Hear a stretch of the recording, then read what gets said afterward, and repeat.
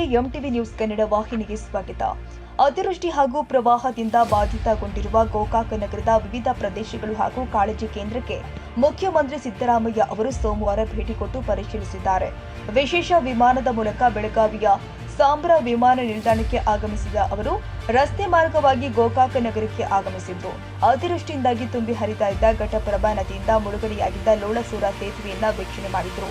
ಇದಾದ ಬಳಿಕ ಲೋಳಸೂರ ಸೇತುವೆ ಬಳಿ ಹಿನ್ನೀರಿನಿಂದ ಒಂದು ವಾರದಿಂದ ಮುಳುಗಡೆಯಾಗಿದ್ದ ಗೋಕಾಕ ನಗರದ ಹಳೆ ದನಗಳಪೇಟೆ, ಮಟನ್ ಮಾರ್ಕೆಟ್, ಕುಂಬಾರಗಲ್ಲಿ, ಉಪ್ಪಾರಗಲ್ಲಿ, ಭೋಜಗಾರಗಲ್ಲಿ ಮತ್ತಿತರ ಪ್ರದೇಶಗಳಿಗೆ ಭೇಟಿ ನೀಡಿ ಹಾನಿಯನ್ನ ಪರಿಶೀಲಿಸಿದ್ರು.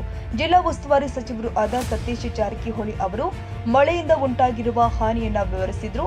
ಸಂಕೇಶ್ವರ ಯರಗಟ್ಟಿ ರಾಜ್ಯ ಹೆದ್ದಾರಿಯಲ್ಲಿ ಇರುವಂತಹ ಲೋಳಸೂರ ಸೇತುವೆ ತುಂಬಾ ಹಳೆಯದಾಗಿದ್ದು ಪ್ರತಿ ವರ್ಷ ಮಳೆಗಾಲದಲ್ಲಿ ಮುಳುಗಡೆಯಾಗ್ತಾ ಇರುವುದರಿಂದ ಸಾರ್ವಜನಿಕರಿಗೆ ತೀವ್ರ ತೊಂದರೆ ಆಗ್ತಾ ಇದೆ. ಆದ್ದರಿಂದ ಎತ್ತರದ ಲೋಳಸೂರ ಸೇತುವೆ ನಿರ್ಮಿಸುವ ಅಗತ್ಯವಿದೆ ಅಂತ ಸಚಿವ ಸತೀಶ್ ಜಾರಕಿಹೊಳಿ ಅವರು ಮುಖ್ಯಮಂತ್ರಿಗಳಿಗೆ ವಿವರಿಸಿದ್ದಾರೆ. ಈ ಸಂದರ್ಭದಲ್ಲಿ ಶಾಸಕರು ಆದ ಬಾಲಚಂದ್ರ ಜಾರಕಿಹೊಳಿ ಅವರು ಹೊಸ ಸೇತುವೆ ನಿರ್ಮಾಣಕ್ಕೆ ಮನವಿ ಮಾಡಿದ್ರು. ಸಂಸದರು ಆದ ಪ್ರಿಯಾಂಕಾ ಜಾರಕಿಹೊಳಿ, ವಿಧಾನ ಪರಿಷತ್ ಸದಸ್ಯರು ಆದ ಲಖನ್ ಜಾರಕಿಹೊಳಿ ಮತ್ತಿತರರು ಉಪಸ್ಥಿತರಿದ್ದರು.